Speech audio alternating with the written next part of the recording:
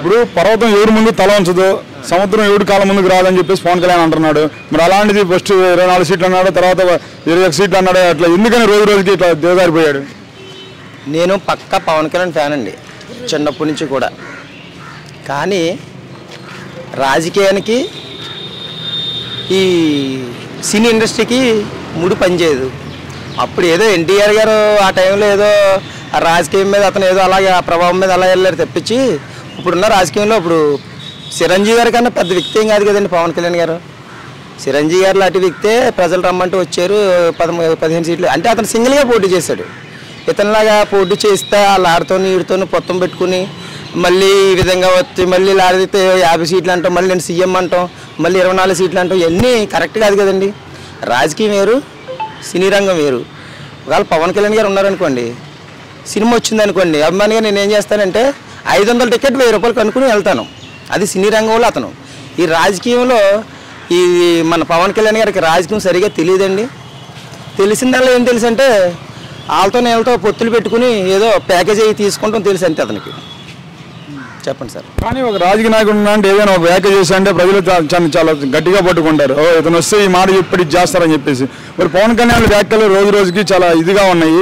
అసలు అతను నమ్ముతారంటారా? అసలు ఓట్లు వేయగలుగుతారంటారా? నమ్మడానికి అతను ఫస్ట్ నుంచి కూడా బీజేపీతో పొత్తు పెట్టుకున్నాడు. ఇప్పుడు ప్రత్యేక హోదా కోసం మాట్లాడుతుంది ఎవరండి? చంద్రబాబు నాయుడు గారు బీజేపీతో చంద్రబాబు నాయుడు గారితోనూ టీడీపీతో కూడా పొత్తులు ఉన్నారు. ఎవరు? పవన్ కళ్యాణ్ గారు ఉన్నారు.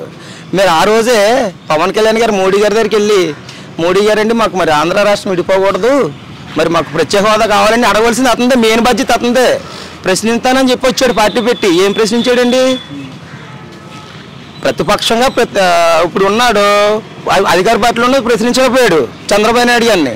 ఆ రోజే చూసారు జనాలు వాళ్ళ మాటలు, అతని మాటలని. మళ్ళీ ఇప్పుడు కొత్తగా చూడవలసింది ఏముందండి అతని విషయం? మరి 0 బడ్జెట్ రాజకీయాలు అన్నాడు, రబ్బర్ చెప్పులు వేసిన వాళ్ళకి ఎమ్మెల్యే టికెట్ ఇస్తానని చెప్పి అన్నాడు పవన్ కళ్యాణ్. మరి అటు చూస్తే జగన్మోహన్ గారు అయితే ఒక టెంపో డ్రైవర్కి ఇచ్చాడు. ఎలా ఉంటుంది వీళ్ళిద్దరి మధ్య తేడా? ఇతనికే సీటుకి ఇదే లేదు. పవన్ కళ్యాణ్ సీటుకే పవన్ కళ్యాణ్ గారు సీట్ ఇస్తే ఇక టీడీపీ వరం గారు ఎన్ని బూతులు తిట్టించారో తెలియదే ఉంటుంది. చాలా అమ్మడం బూతులు తిట్టారు అందరూ కూడా. మరి ఇప్పుడు అదే వర్మ గారు పవన్ కళ్యాణ్కి మద్దతు తెలిపాడు కదా. వరం గారు మద్దతు తెలపడానికి వరం గారికి ఏముందండి? అతను ఎందుకు పనిచేయడానికి కదా చంద్రబాబు గారు పక్కన పెట్టాడు. పార్టీ అధికారంలో ఉన్న టీడీపీ పార్టీ నుంచి అతను ఎందుకు పనిచేయకుండా పక్కన పెట్టారు. ఎందుకు పనిచేయడానే కదా పెట్టారు. పవన్ కళ్యాణ్ గారికి ఎందుకు ఇచ్చారండి? అలాంటిది అతనికి ఏముంటుందండి ఇక్కడ? మరి వాళ్ళిద్దరూ కలిసి వారు గీత గారికి ఇబ్బంది కదా. గీత గారికి ఇక్కడ ఓటింగ్ ఉందండి. ఆవిడ చాలా మంచి పనులు చేశారు. ఇక్కడ పిఠాపురంలో ఆవిడ ముందు ఒకసారి ఎమ్మెల్యే చేశారు, తర్వాత ఎంపీ చేశారు. ఎప్పుడు ఆవిడ దృష్టి అంతా కూడా పిఠాపురం మీదే. ముందు ఎమ్మెల్యే టైంలో అసలు మామూలు government hospital, Kakinada government hospital అంటే మన జిల్లా అంతా కూడా వెళ్ళవలసి హాస్పిటల్.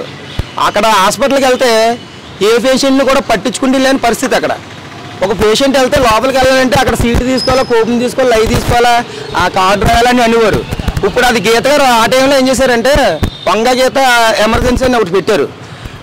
ఎవరికైనా కడుపు నొప్పి వచ్చినా ఏదొచ్చినా ఎమర్జెన్సీ అని వెళ్తే వెంటనే అందులో ట్రీట్మెంట్ జరుగుతుంది. ఆవిడ ఇక్కడ ఈ జిల్లాలో ఆవిడ పేరు ఉండిపోయింది. అలాంటి మంచి పేర్లు పని ఉండి పేరు నిలబెట్టుకున్న పనులు చాలా చేశారు ఆవిడ. ఇక్కడ ఎలా మరి ఆల్రెడీ మన మాదాపురం రోడ్లో చాలామంది చాలా ఇబ్బంది పడేవారు.